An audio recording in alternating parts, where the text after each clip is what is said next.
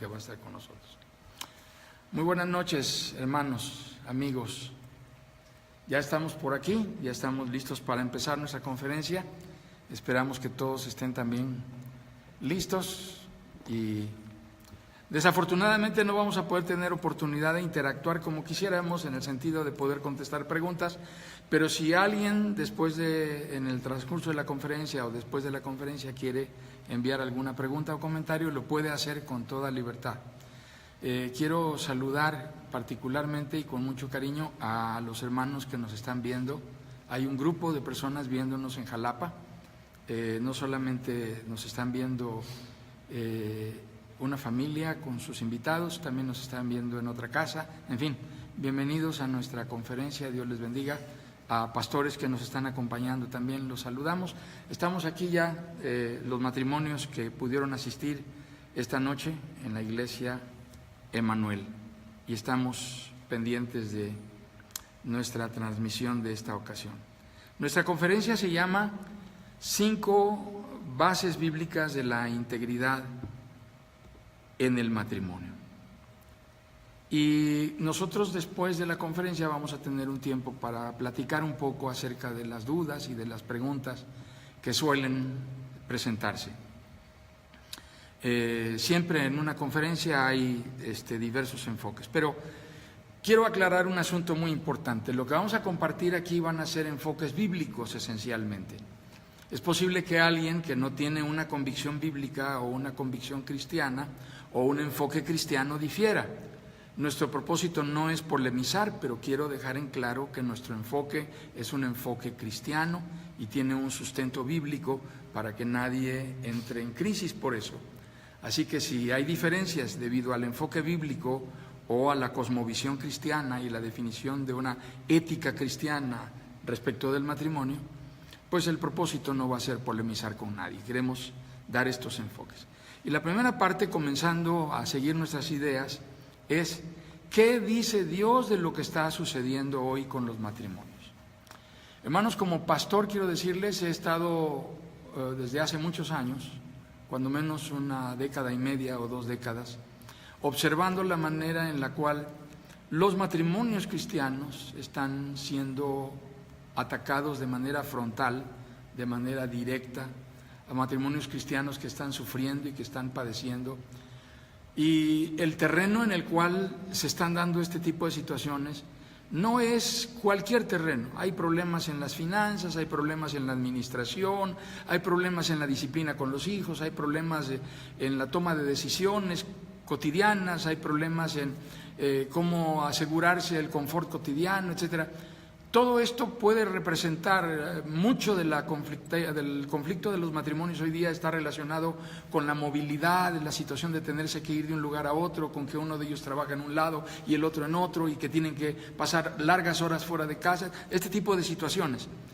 Pero un asunto medular en el cual los matrimonios están sufriendo terriblemente hoy día es el terreno de la integridad.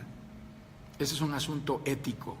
Es un asunto moral, tiene que ver con las decisiones de integridad, decisiones éticas, tiene que ver con la responsabilidad moral de cada uno de los miembros del matrimonio, de cada uno de los cónyuges. Y este es el enfoque de nuestra conferencia hoy, de eso vamos a hablar hoy. Para comenzar vamos a hacer una oración brevemente. Permítanme, por favor, guiar la oración. Señor, gracias por este tiempo, gracias por las personas que estamos aquí congregadas, gracias por los que están siguiéndonos amablemente, acompañándonos a la distancia. Yo te ruego que por favor permitas que tu palabra pueda impactar nuestras vidas de manera bendita, de manera aventurosa, que no sea el hombre el que aquí comparta o transmita conceptos, sino que sea tu Espíritu el que nos guíe a través de tu palabra a entender lo que tú has establecido como un orden de bendición y un privilegio para los matrimonios. Por favor, danos discernimiento, danos claridad, une nuestros pensamientos a pesar de las distancias y permite que tu Espíritu nos guíe a un solo pensamiento y que campee en nosotros el anhelo de hacer tu voluntad. Bendícenos con tu palabra, Señor. Te lo rogamos en el nombre de Cristo, nuestro Salvador. Amén. Amén. Debemos comenzar diciendo que a través de la Biblia lo que entendemos es que Dios está interesado en lo que está pasando en los matrimonios. Y hay 5 aspectos fundamentales que son las bases bíblicas de la integridad en el matrimonio. Las voy a enumerar, estas están en la lámina 3 de nuestro bosquejo, si ustedes lo descargaron lo pueden ir siguiendo. La número 1 es: matrimonio es un vínculo sagrado establecido por Dios. No es un invento humano, no es una consecuencia de la vida social, no es una institución civil. El matrimonio es un diseño de Dios. Número 2, la relación entre esposos es un privilegio sagrado. No es un chance, no es una cuestión fortuita de suerte, no es una cuestión de chiripada, que bueno, pues de buenas nos tocó que nos encontramos. No, esto tiene detrás un propósito de Dios. La relación entre esposos es un privilegio sagrado. Número 3, el matrimonio significa territorio exclusivo y pertenencia. Esto nos lleva a ser radicales en algunas cosas, particularmente si hablamos de territorio y de pertenencia. Número 4, Dios determina el manejo de los residuos tóxicos en el matrimonio. Los residuos tóxicos tienen que ver con todo aquello que contamina el matrimonio, con todo aquello que apesta, todo aquello que involucra infección, todo aquello que va a causar daño, que si lo dejamos ahí va a estorbar y va a lastimar a lo largo, va a ser un grave problema. Entonces Dios determina de qué manera manejar eso. Y número 5, el matrimonio es unidos para algo más que ser felices. Quienes se casaron para ser felices, así con ese concepto romántico y platónico del matrimonio, ya descubrieron que no es esa la única razón para la cual estamos casados. Hay momentos en los cuales en el matrimonio no se es feliz, así como historia de cuento de hadas, que termina diciendo y se casaron y fueron muy felices. Hay momentos en la vida conyugal en los que no pasa eso, y entonces tenemos que ser muy congruentes y honestos para reconocerlo, y entonces darnos cuenta que en el matrimonio estamos unidos para algo más que ser felices. Quiero pasar a la siguiente lámina, y este es el pasaje de Proverbios capítulo 5. Vamos a leerlo, quienes estamos aquí en la Iglesia Emanuel, y ustedes si quieren acompañarnos, podemos leerlo juntos en voz alta. El pasaje está en Proverbios capítulo 5, del 15 al 23, y estamos leyendo la Nueva Versión Internacional. Quienes descargaron el bosquejo lo tienen allí. La palabra de Dios dice: bebe el agua de tu propio pozo, el agua que fluye de tu propio manantial. Habrán de derramarse tus fuentes por las calles y tus corrientes de aguas por las plazas públicas. Son tuyas, solamente tuyas, y no para que las compartas con extraños. Bendita sea tu fuente. Goza con la esposa de tu juventud. Es una gacela amorosa, es una cervatilla encantadora. Que sus pechos te satisfagan siempre, que su amor te cautive todo el tiempo.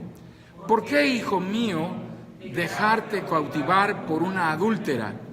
¿Por qué abrazarte al pecho de la mujer ajena? Nuestros caminos están a la vista del Señor. Él examina todas nuestras sendas. Al malvado lo atrapan sus malas obras. Las cuerdas de su pecado lo aprisionan. Morirá por su falta de disciplina. Perecerá por su gran insensatez. Proverbios 5, del 15 al 23. Amén. ¿De qué habla este pasaje? Habla de integridad moral, habla de pertenencia, habla de respeto, habla de sexo, habla de intimidad, habla de placer, de satisfacción mutua, de goce de la sexualidad. Habla de invasión de extraños, de terceras personas no deseables que vienen a lastimar y a dañar.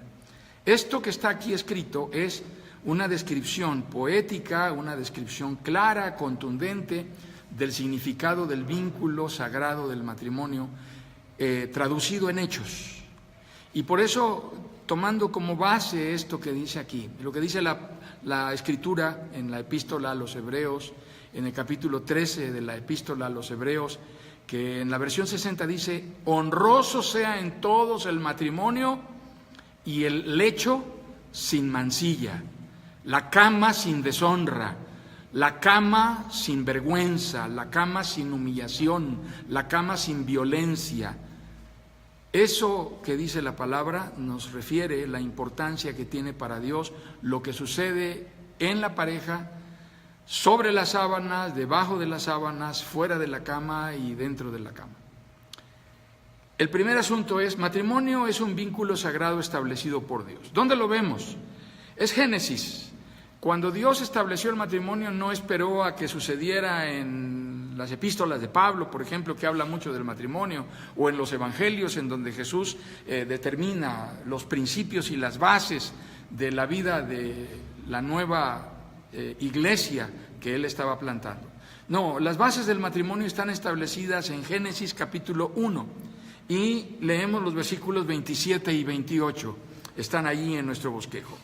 Y Dios creó al ser humano a su imagen, lo creó a imagen de Dios, hombre y mujer los creó y los bendijo con estas palabras: sean fructíferos y multiplíquense, llenen la tierra y sométanla, dominen a los peces del mar y a las aves del cielo y a todos los reptiles que se arrastran por el suelo. Génesis 1, 27 y 28. ¿En dónde está aquí lo que podríamos entender como la institución del matrimonio? ¿Qué hizo Dios que los convirtió en marido y mujer en este pasaje de Génesis? ¿Qué palabras? 3 palabras que dicen que Dios puso en ellos esta institución del matrimonio. Dice: y creó Dios al ser humano a su imagen, lo creó a imagen de Dios, hombre y mujer los creó, y luego dice, y los bendijo con estas palabras. Ahí está, los bendijo. Para mí esta es la institución conyugal, porque inmediatamente que los bendice, lo que sigue es no preguntarle a Adán, tú aceptas a esta mujer, o a Eva, tú aceptas a este hombre. No, ellos están ya nacidos, creados y puestos por Dios para vivir este vínculo, y de inmediato ya tienen una asignatura puesta por Dios. Los bendijo para esto. Es muy claro que Dios les estaba... ¿Fructíferos de qué manera? Bueno, les dijo, sean fructíferos y ¿qué? Y multiplíquense. ¿De qué manera se iban a multiplicar? Eran pareja desde que Dios los bendijo. Así que esto es el matrimonio. Es la bendición de Dios sobre la vida de dos personas para permanecer unidas conforme a un propósito que tiene quehaceres que cumplir. Entonces, el matrimonio es un vínculo sagrado establecido por Dios. Yo quiero referirme a quienes están viendo esto o a quienes nos están acompañando o lo van a ver después y piensan que no están casados porque todavía no están listos para el compromiso y están esperando a que en el proceso de vivir juntos tengan una confirmación o algo así. Déjenme decirles que para Dios el hecho de que ustedes estén juntos es tan comprometedor como si ya hubiesen contraído matrimonio. De tal manera que Dios va a reclamar que uno le rinda fidelidad al otro, aunque no haya un papel de por medio. Si no es así, ¿por qué tu pareja, con quien no estás casado, exige que le seas fiel? Si nada más están en términos de prueba y de ensayo y están esperando a tener una confirmación para ver si más adelante verdaderamente son el uno para el otro y ya deciden casarse. ¿Y por qué no, mientras eso pasa, no ensayan y se sienten bien? Porque estar unidos, aún sin el matrimonio, es tan comprometedor y reclama tanta integridad debido a que en el pensamiento de Dios el matrimonio es un vínculo sagrado y Él lo diseñó. Dios diseñó esto. Pasamos al segundo punto. La relación entre esposos es un privilegio sagrado. Quien se casa y no ve privilegio en haberse casado, no va a disfrutar su matrimonio y lo va a sufrir, lo va a padecer, va a llorar y lo va a lamentar. Y no es el plan de Dios que se casen las personas para vivir amargados por estar casados. Esto es muy importante que lo entendamos. La palabra de Dios dice claramente en el pasaje de Génesis capítulo 2. Esta es la historia de la creación en Génesis capítulo 2. Luego Dios, el Señor, dijo: no es bueno que el hombre esté solo. Voy a hacer una ayuda adecuada. Entonces Dios, el Señor, hizo que el hombre cayera en un sueño profundo. Y mientras éste dormía, le sacó una costilla y le cerró la herida. Y de la costilla que le había quitado al hombre, Dios, el Señor, hizo una mujer. Y se la presentó al hombre, el cual exclamó, atentos: esta sí es hueso de mis huesos y carne de mi carne. Se llamará mujer, porque del hombre fue sacada. Por eso el hombre deja a su padre y a su madre y se une a su mujer, y los dos se funden en un solo ser. En ese tiempo el hombre y la mujer estaban desnudos, pero ninguno de los dos sentía vergüenza. Esto es Génesis 2. Y lo que estamos leyendo en Génesis 2 nos dice de la manera en que el hombre identificó el privilegio que tenía en contar con una ayuda que fuera idéntica a él en sus aptitudes y en sus capacidades emocionales, cognitivas, sociales, etcétera, y etcétera, y etcétera. Dios no le dio al hombre por pareja a una mascota, no le dio a la mujer por pareja a una bestia protectora.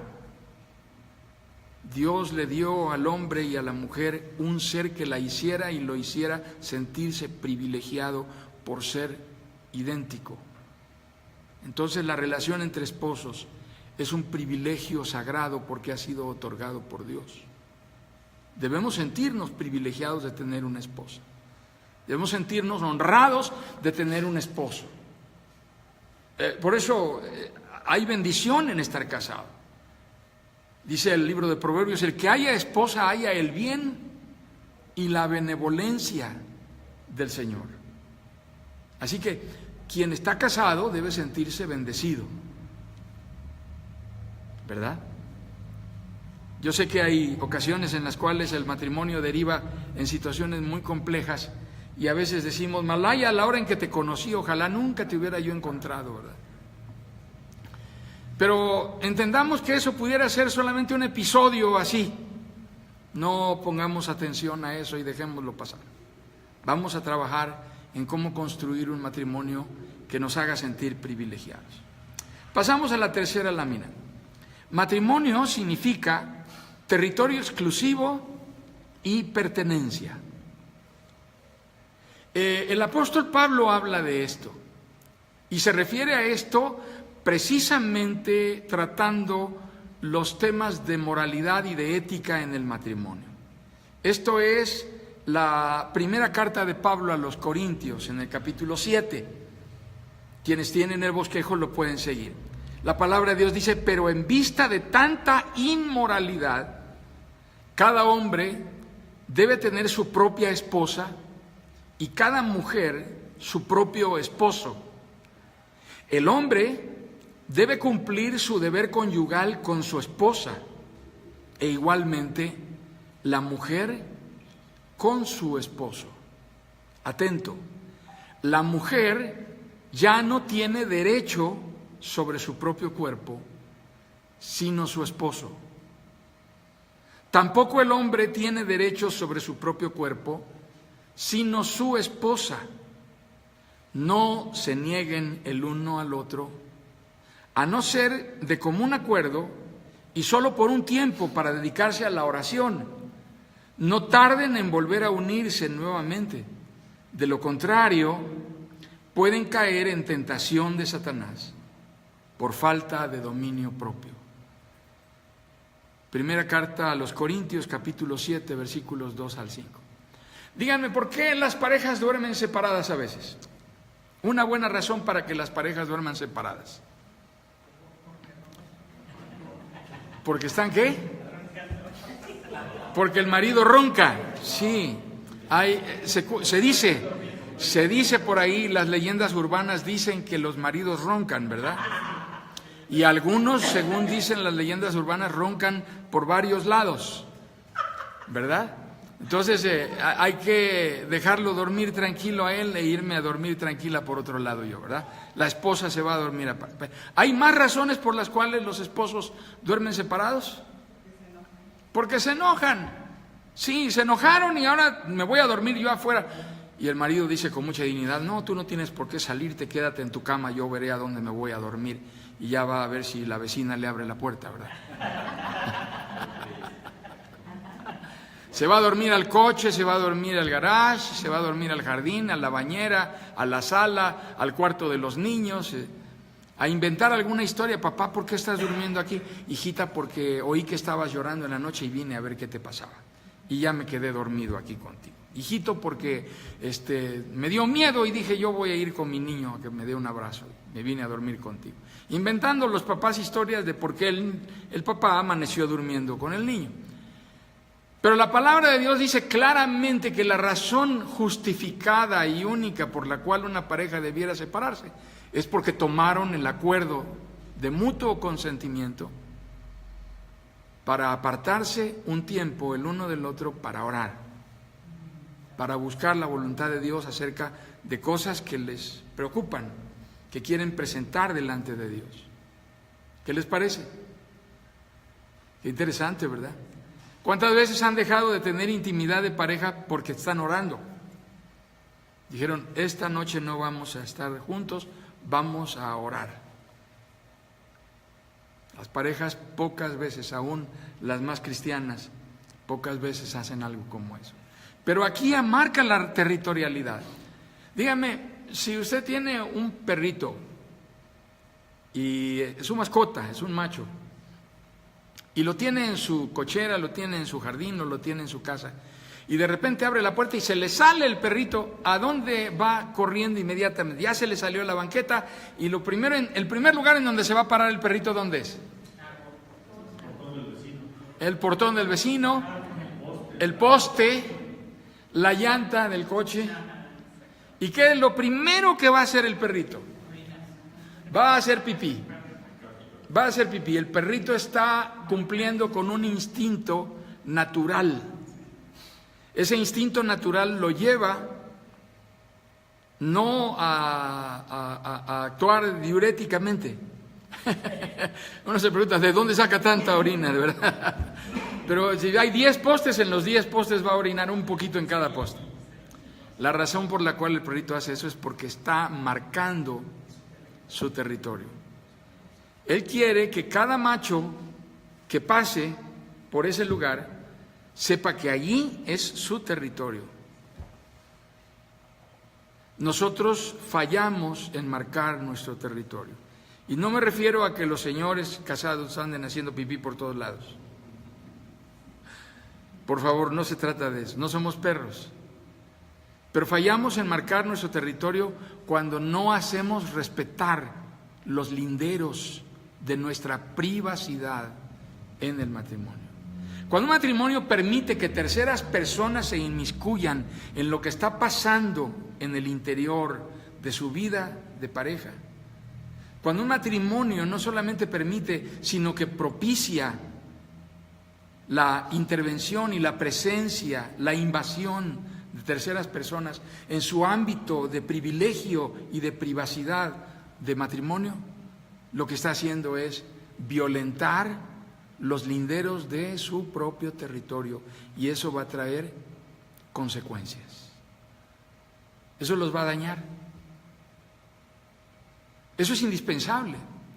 Es tan importante que la pareja sepa marcar su territorio. No solamente eso, la esposa necesita saberse perteneciente a su marido. Y el esposo necesita comunicar que le pertenece a su esposa. Las personas piensan que usar un anillo de casados tiene como propósito ostentar una alhaja. ¿Ustedes creen que ese es el propósito? ¿Lucir una prenda de oro o de plata o de lo que sea? No, el propósito de un anillo de casados es que marque a la persona como alguien que tiene dueño o dueña. Y eso es lo que dice el pasaje. La mujer casada no es dueña de sí misma, el hombre casado no es dueño de sí mismo. ¿Qué significa eso? Eso significa, hermanos amados, que el que está casado tiene que comunicarlo, porque en ello hay bendición. El que está casado no se pertenece a sí mismo. Miren, hay que usar el anillo de casados. Que todo el mundo sepa que eres casado. No lo escondas, sácalo. Les voy a decir que hay ciertos espacios y ciertos territorios en donde usar el anillo de casado es un código de seducción, porque lo ajeno parece ser más codiciable. Así que es una manera de llamar la atención. Hay hombres que se van a un lugar y entrando lo que hacen es ponerse el anillo de casados para llamar más la atención. Es como un reto para personas que están perturbadas con un comportamiento sexual promiscuo. Están interesadas en tener algo que le pertenece a alguien más. Entonces nosotros debemos ser cuidadosos de comunicar lo correcto, y para eso Dios ha establecido formas. El matrimonio es un territorio. Más aún, miren lo que dice Proverbios en el pasaje que leímos al inicio. Habrán de derramarse tus fuerzas por las calles y tus corrientes de aguas por las plazas públicas. Son tuyas, solamente tuyas, y no para que las compartas con extraños. Yo quiero referirme aquí a una práctica que se está haciendo cada vez más común con el uso de las redes. Con el uso de las redes, las personas tienen la facilidad de grabar todo lo que hacen, tener memoria de todo lo que hacen y de todos los lugares en donde están. Y entonces es bien fácil que una persona ponga un teléfono allí para grabar un video mientras le da un beso a su esposa. Y cuando se va, pues se lleva ese video para recordar ese beso. Cada vez que quiere y extraña a su esposa, ve ese video en donde besó a su esposa o en donde su esposa lo besó a él. El problema es que no solamente podemos grabar eso, podemos grabar casi cualquier otro tipo de cosas que hagamos. La intimidad es exclusiva para lo que tú puedes grabar en la memoria. Jamás captures lo que haces con la intimidad en pareja. Porque cuando haces eso, estás violentando el territorio de la intimidad. Alguien más que no eres tú posee acceso a esos archivos. Y tú crees nadie más porque tiene una contraseña. Pero está demostrado que no es cierto.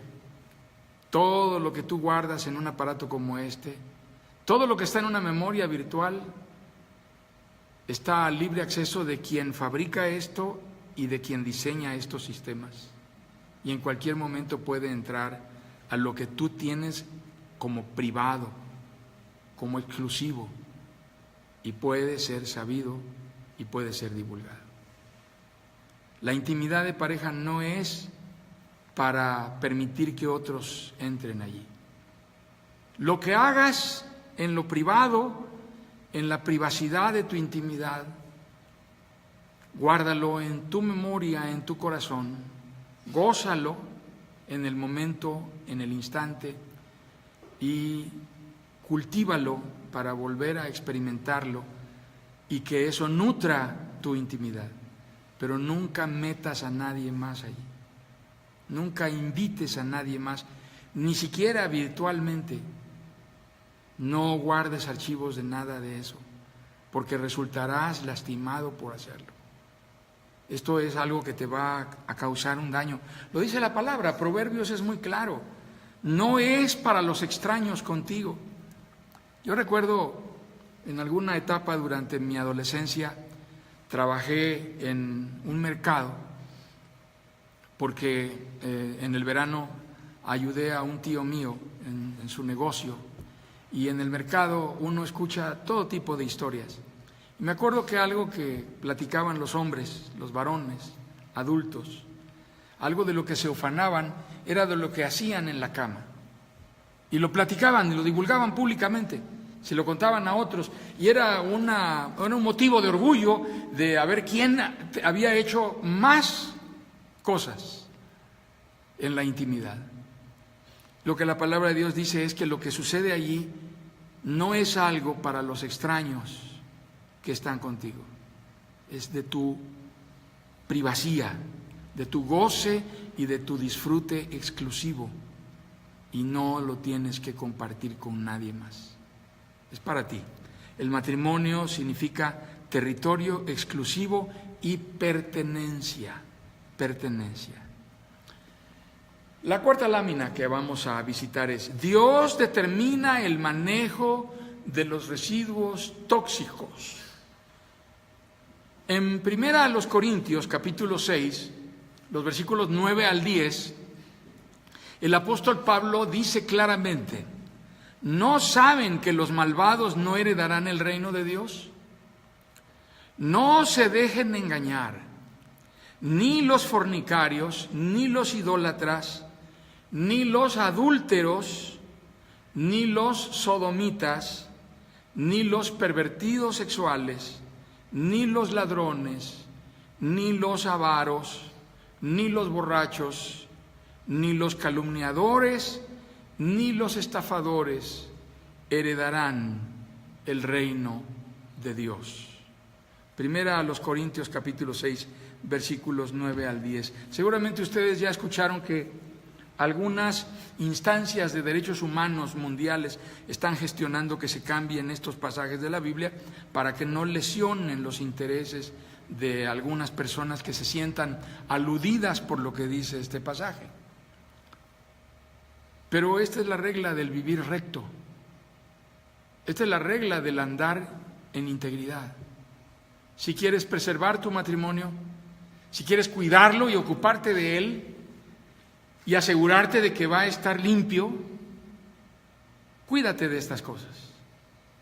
Mantente alejado de ello.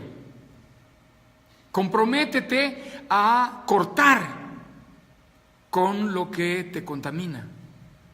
Y cada vez lo que nos contamina se filtra con mayor facilidad por donde menos lo esperamos. Es cierto, hermanos.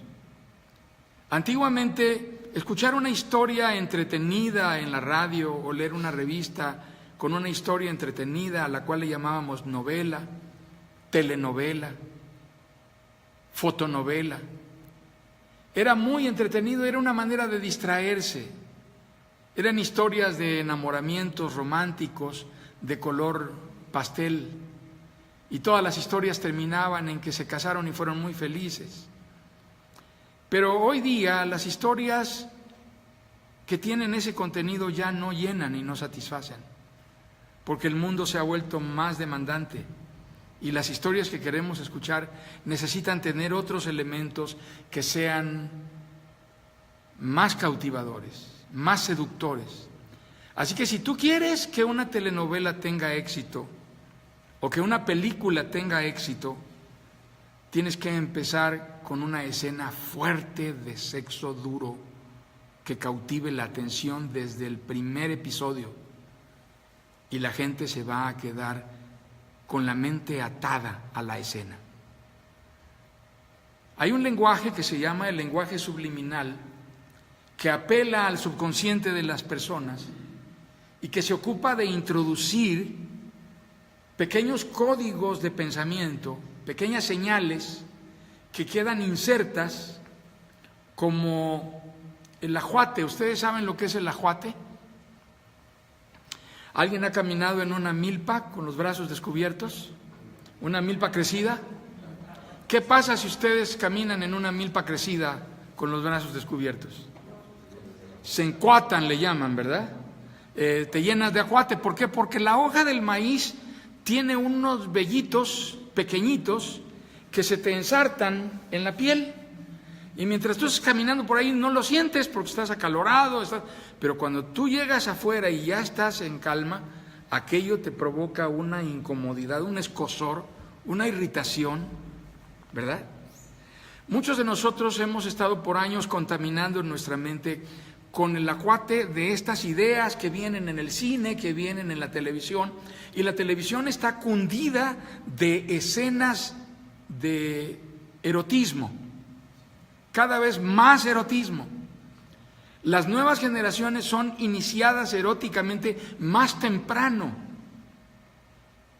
La edad en la cual nuestras hijas y nuestros hijos son iniciados en la estimulación temprana de su sexualidad no es a los 20, a los 25, esto empieza a los 12, a los 10, y empieza con los mensajes que están recibiendo, aún desde la educación sexual que reciben en los libros de texto, en la televisión, los medios masivos de comunicación. La cultura de masas es un impacto terrible que está penetrando, y ahora los sistemas virtuales, en donde es muy difícil filtrar los mensajes que alguien recibe. Es muy difícil filtrar lo que nuestros hijos están viendo, porque nuestros hijos tienen acceso a facilidades de codificación en donde hay parte de la información que ellos manejan que nosotros jamás conoceremos. Es por eso que en algunos lugares están pensando en prohibir que los niños menores de 12 años tengan acceso a sistemas virtuales y a redes sociales.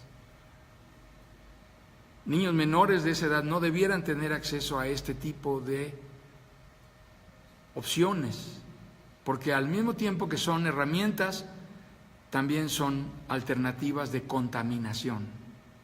Yo no sé qué es lo que puede aparecer cuando mi hijo busque en la línea donde pone, en la línea del buscador de internet, en donde va a escribir una palabra para que el buscador le dé una lista de opciones, y tiene una monografía que hacer y busca la palabra cuerpo. ¿Qué le va a aparecer? Tiene una monografía que hacer, tiene que escribir un trabajo y pone la palabra pareja. ¿Qué le va a aparecer? Entonces, si no tenemos la capacidad de estar allí cuando nuestros hijos van a acceder a esto, lo mejor es que no pudieran acceder estando solos. Sin embargo, estamos conscientes de que Dios ha dado la herramienta para que nosotros no caigamos en estos procesos de contaminación. La forma es cerrar la puerta. Cancélalo, no entres allí. No permitas que esto penetre en tu casa. No permitas que esto penetre en tu mente. ¿Recuerdan lo que dijo el apóstol Pablo en el pasaje de 1 Corintios capítulo 7? ¿Cómo comienza el pasaje en donde habla que el marido no es dueño de sí mismo y la esposa no es dueña de sí misma? Dice, por causa de la inmoralidad, cada uno tenga su propia esposa y cada una tenga su propio marido, porque esto conviene en el Señor. Bien, de la misma manera sucede con esto. Saben, cada vez es más común encontrar que personas legitiman el uso de estimulantes para su intimidad. Lo voy a decir de otra manera. Cada vez es más frecuente encontrarnos con historias en donde las personas están recurriendo a alternativas de estimulación para obtener mejores resultados en su vida sexual. ¿Qué hacen? Pues hay películas, hay una y mil maneras de lograr más y mejor motivación. Historias, hay aparatos, juguetes, el manejo de las fantasías, y hay una bola de pensadores y de opinadores y de opinólogos y de sexólogos y que todos dicen que las fantasías son inocuas, que no le hacen daño a nadie y que yo quisiera saber si tú te pones de frente a tu esposa y le dices, mi amor, quiero que sepas que Yo tengo una fantasía. Quiero que la sepas, quiero ser honesto contigo, no te voy a engañar, ¿verdad? Mientras tú y yo estamos en intimidad, yo no estoy pensando en ti, yo estoy pensando en no sé, en la primera ministra de Alemania. ¿Verdad? Quiero que seas consciente de eso, ¿verdad? Y que tu esposa te diga, bueno, pues ya entrados en gastos, ya que tú estás siendo honesto conmigo, yo te voy a ser honesto a ti también. Mira, la verdad es que yo también, mientras tú y yo estamos en intimidad, yo no estoy pensando en ti, yo también tengo mi propia fantasía y yo estoy pensando en... ¿Quién? En Donald Trump. Aquí alguien preguntó si en Donald Trump.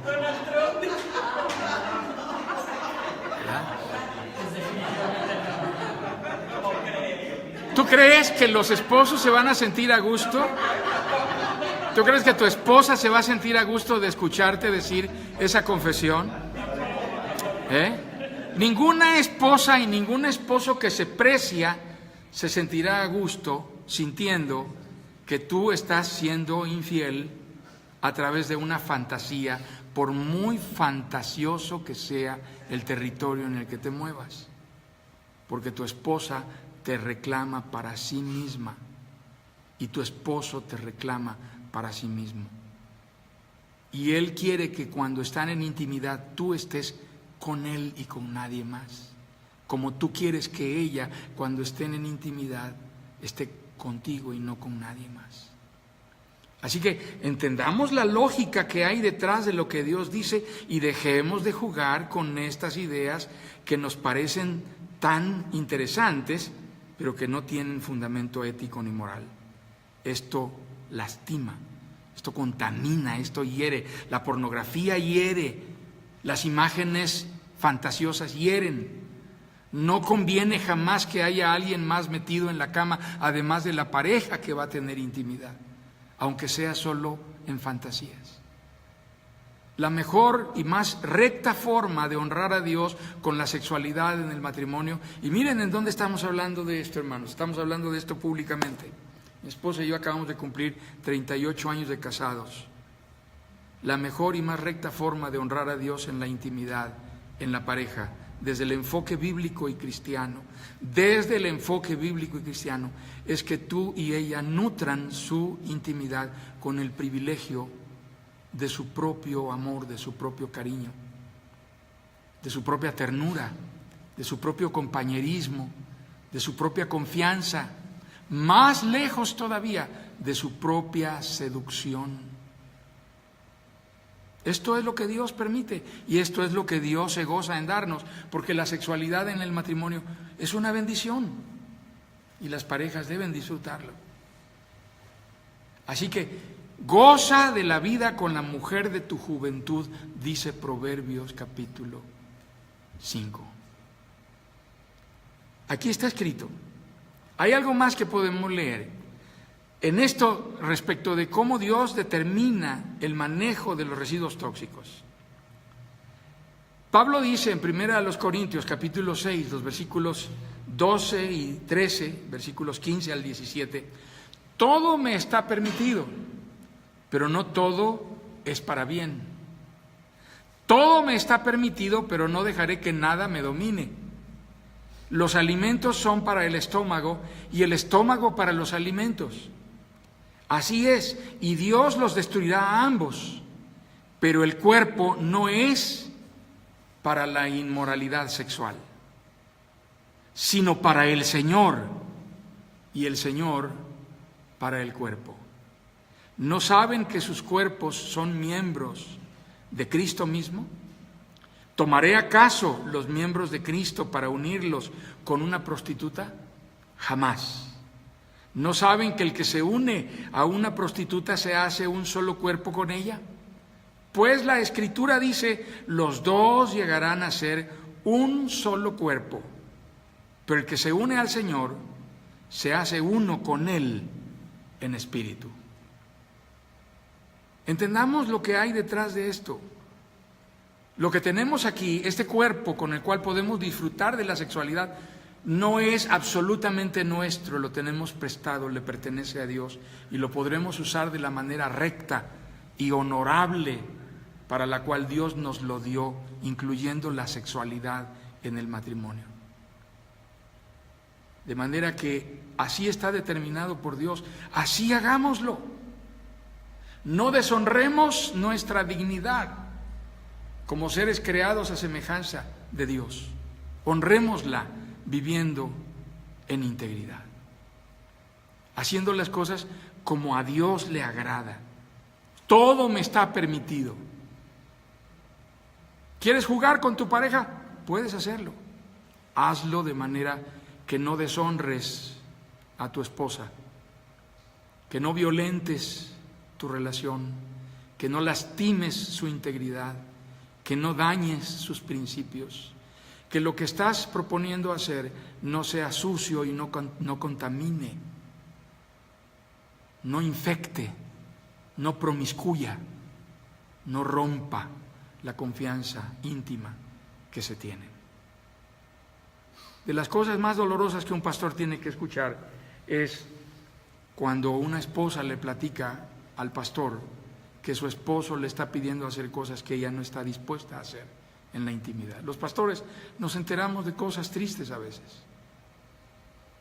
Y saben, hermanos, es doloroso que una esposa se vea en esta circunstancia porque está sintiendo que el marido la está llevando al borde a obligarla a aceptar cosas bajo presión, porque él siente que es la única manera de satisfacerse.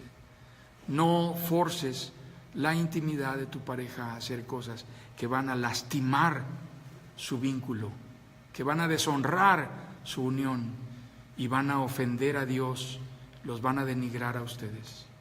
Lo que deshonra a Dios, los deshonra a ustedes. No hagan cosas que van a ofender a Dios. Honren a Dios en la intimidad. Van a ser bendecidos con eso. Hay un aspecto más. El apóstol Pablo, allí mismo, en 1 Corintios capítulo 6, es uno de los pasajes más ricos en la Biblia acerca de la intimidad de la pareja. Y Pablo lo dice con todas sus letras. Dice literalmente: huyan de la inmoralidad sexual. Todos los demás pecados que una persona comete quedan fuera de su cuerpo, pero el que comete inmoralidades sexuales peca contra su propio cuerpo. ¿Acaso no saben que su cuerpo es templo del Espíritu Santo, quien está en ustedes y al que han recibido de parte de Dios? Ustedes no son sus propios dueños, fueron comprados por un precio. Por tanto, honren con su cuerpo a Dios. ¿Se refiere a esto a recibir el Espíritu Santo, a recibir dones espirituales, o está hablando de la sexualidad en la vida de la pareja? Está hablando del sexo en el matrimonio, hermanos. Y está hablando de cómo nuestro templo, que es nuestro cuerpo, en donde mora el Espíritu Santo, es con lo que honramos a Dios cuando estamos en la intimidad de la pareja. No perdamos de vista eso, porque hay una manera correcta de hacer las cosas, una manera que es limpia y que no debemos contaminar para ser bendecidos por Dios.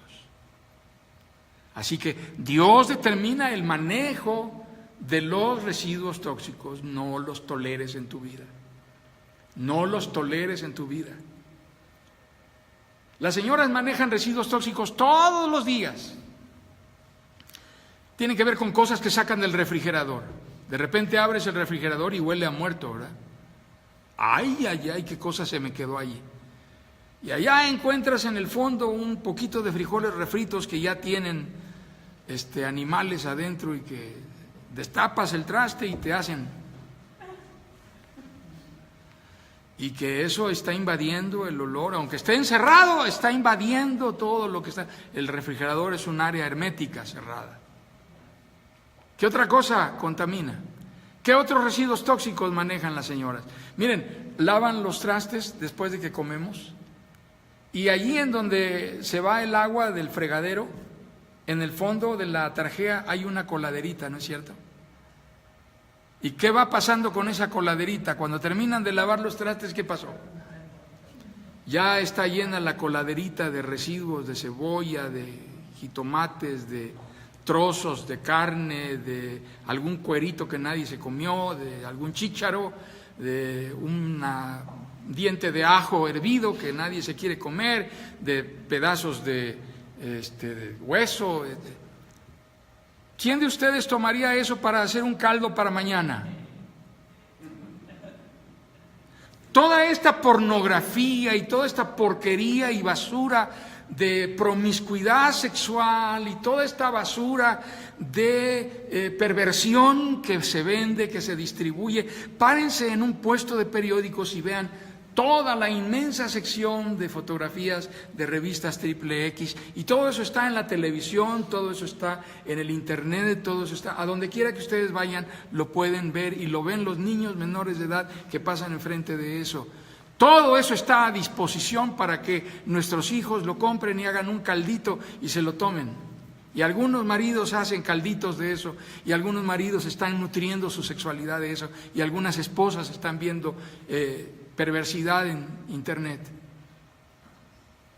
Lo que ha ofrecido el internet es la posibilidad de que la gente viva una doble vida.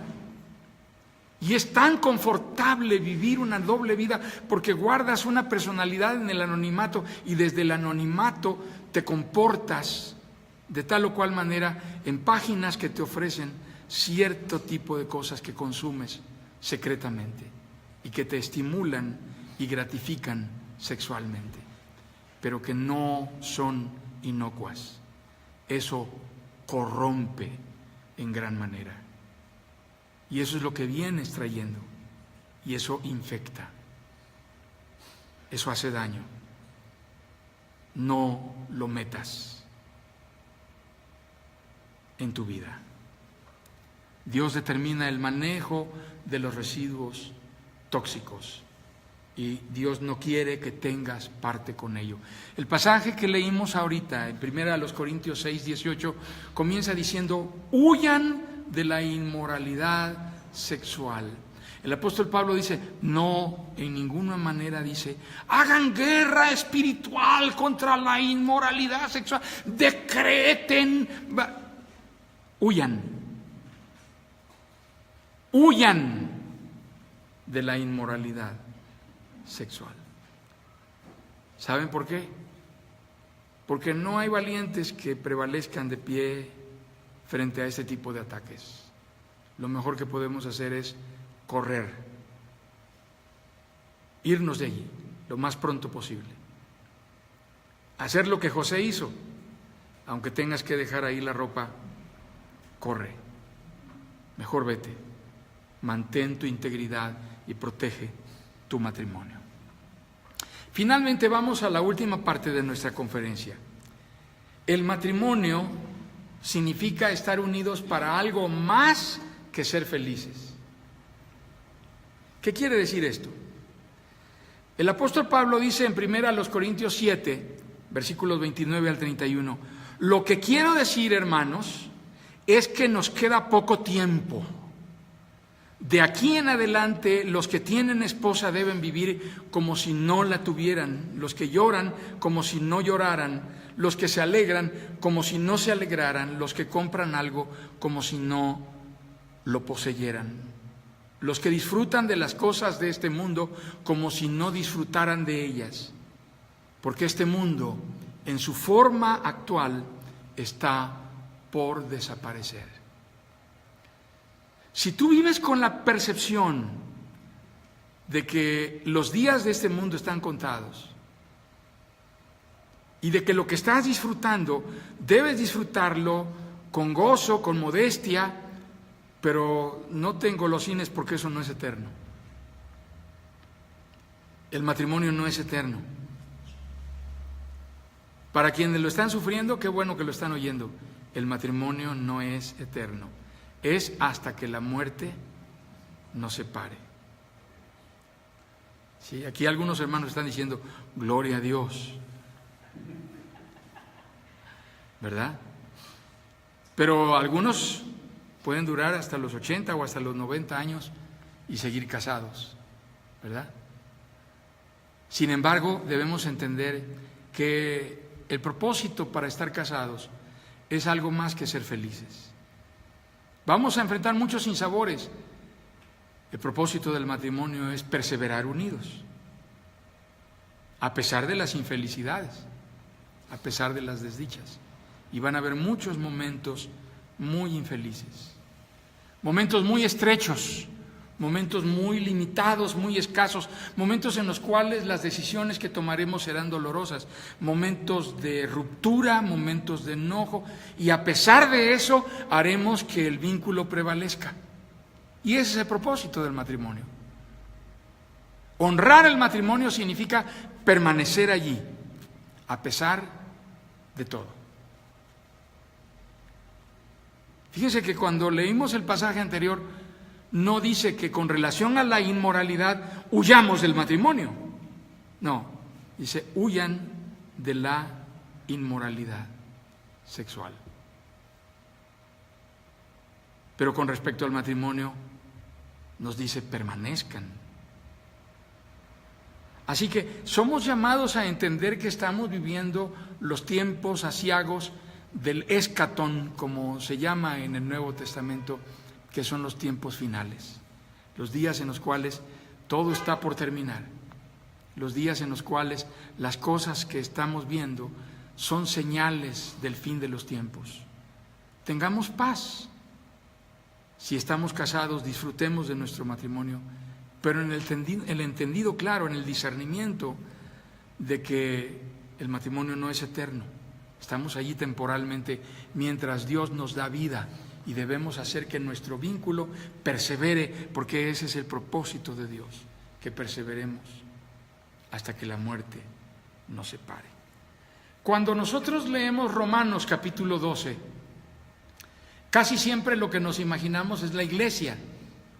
Romanos capítulo 12 dice: les ruego, hermanos, que presenten sus cuerpos en sacrificio vivo, santo, agradable a Dios, que es vuestro culto racional.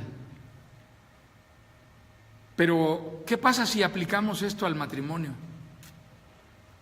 ¿Qué pasa si entendemos que esto está hablando también de la dinámica de lo que sucede en nuestra vida conyugal? Si discernimos que renovar nuestro entendimiento y vivir de acuerdo a la voluntad de Dios tiene que ver con lo que está pasando en mi relación de esposos, vamos a ser grandemente bendecidos si discernimos la palabra de esa manera. Porque lo que dice después la palabra es muy claro. Dice: ninguno tenga más alto concepto de sí que el que debe tener. Y una de las luchas más frecuentes en los matrimonios es la lucha de poder, en donde uno se siente superior al otro, y en donde pasan décadas tratando de demostrarse el uno al otro quién puede más. Y amados hermanos, esto que dice la palabra de Dios es para aplicarse en el matrimonio. Por tanto, hermanos, tomando en cuenta la misericordia de Dios, les ruego que cada uno de ustedes en adoración espiritual ofrezca su propio cuerpo como sacrificio vivo, santo y agradable a Dios. No se amolden al mundo actual, sino sean transformados mediante la renovación de su mente. Así podrán comprobar cuál es la voluntad de Dios, buena, agradable y perfecta. Estamos leyendo Romanos capítulo 12, versículos 1 y 2. Y el mismo pasaje de Romanos 12 continúa. Dice más adelante, versículos 9 al 12, el amor debe ser sincero. Casi siempre que leemos este pasaje estamos pensando en la iglesia, en lo que pasa en el culto, en los ministerios, en la reunión de los pastores con los ancianos, y las discusiones que luego hay. ¿Qué pasa si lo aplicamos al matrimonio? El amor debe ser sincero. Aborrezcan el mal, aférrense al bien. Ámense los unos a los otros con amor fraternal, respetándose y honrándose mutuamente. Nunca dejen de ser diligentes, antes bien, sirvan al Señor con el fervor que da el Espíritu. Alégrense en la esperanza, muestren paciencia en el sufrimiento, perseveren en la oración. El matrimonio es para algo más que para ser felices. Cuando Dios creó al hombre y la mujer y los bendijo, como dice literalmente en Génesis, les asignó tareas.